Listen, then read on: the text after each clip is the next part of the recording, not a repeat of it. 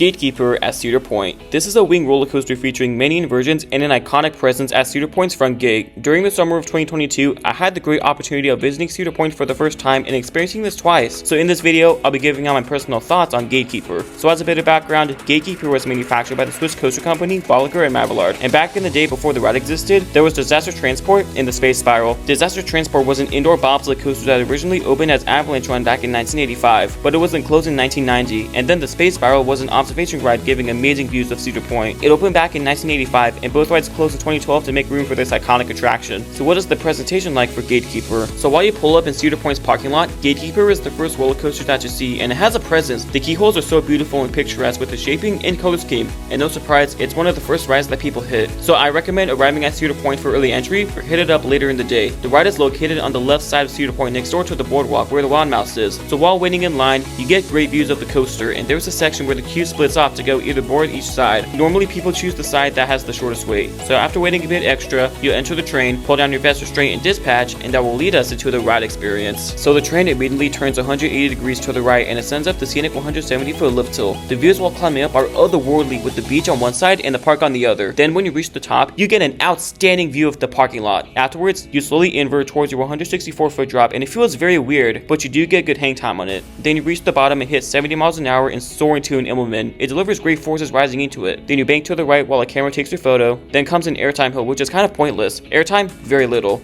After that, there is a corkscrew that delivers good hang time and laterals. Then comes the moment of the ride, the zero-G roll through the keyholes and over the front entrance of Cedar Point. It is amazing with the symmetry and train design. It's a work of art, and it has some good forces too. After that is a dive loop. Not a lot of forces here, just turns the train around. Then the train glides a bit into a slow inline twist, also delivering great laterals and hang time. Then the train rises up into a mid-course brake run. Then comes a really lackluster helix. It does nothing other than gaining a little speed. Afterwards, the train dips a little bit to the left, and then you hit the final brakes. And that wraps up your ride experience on GateKeeper. And in my opinion, this is the most underrated roller coaster at Cedar Point. Since I love hang time, this coaster is right in my alley. Plus, there are a lot of photos you can take of this ride, especially with the keyholes. Your Cedar Point trip hasn't officially begun if you haven't took a photo of the front gate of Cedar Point. It is an absolute must. As for the forces, GateKeeper is pretty solid, but it's not the most forceful thing ever. Such as the airtime hill, that does nothing, along with the final helix. Don't expect much with those two elements. Besides that, it's a good coaster. I recommend it when you're at Cedar Point. But overall, the layout is great, and if you love hang time, you're gonna love this thing. Now, off to the final score. So for GateKeeper, I'm giving it a 7 out of 10. I also forgot to mention that the vest restraints are not that bad. On some other coasters,